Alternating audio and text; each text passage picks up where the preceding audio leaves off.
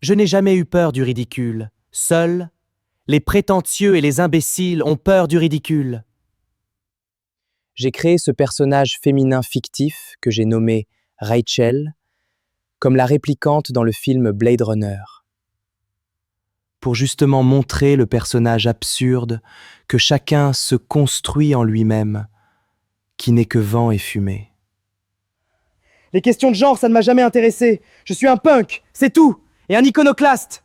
Mon travail artistique consiste surtout à montrer l'image pour ce qu'elle est. Une image, du vent. C'était aussi une blague débile, en rapport avec Marcel Duchamp, qui a démontré avec ses ready-made, une fois pour toutes, que l'art n'est pas de la création. L'idée, c'était surtout de montrer le vide, l'inanité du personnage auquel je ne me suis jamais identifié et qui n'était qu'une apparence, un vêtement, littéralement un ectoplasme.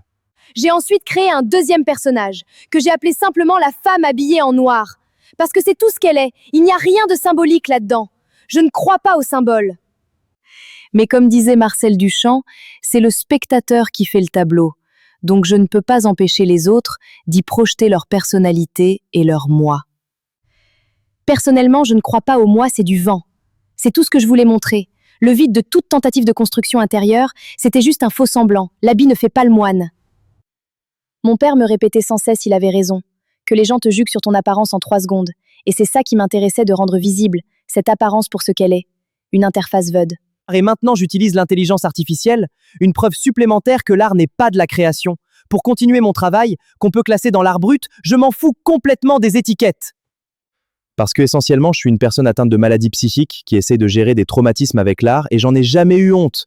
J'aime bien l'art idiot et le côté complètement débile de tout ça m'a beaucoup amusé. Tout ça n'était donc qu'une mise en abîme. L'essentiel, c'est surtout que je ne me considère pas du tout important, pas plus important qu'une fourmi. Et ça fait du bien, ça calme.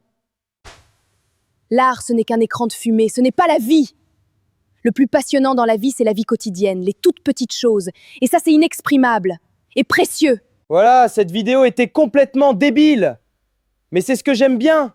Comme disait très justement un de mes profs de maths, les goûts et les couleurs, ça ne se discute pas.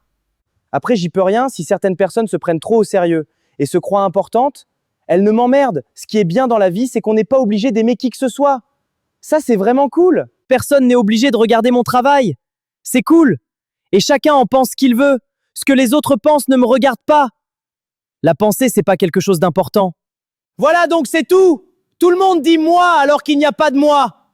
C'est aussi con que ça.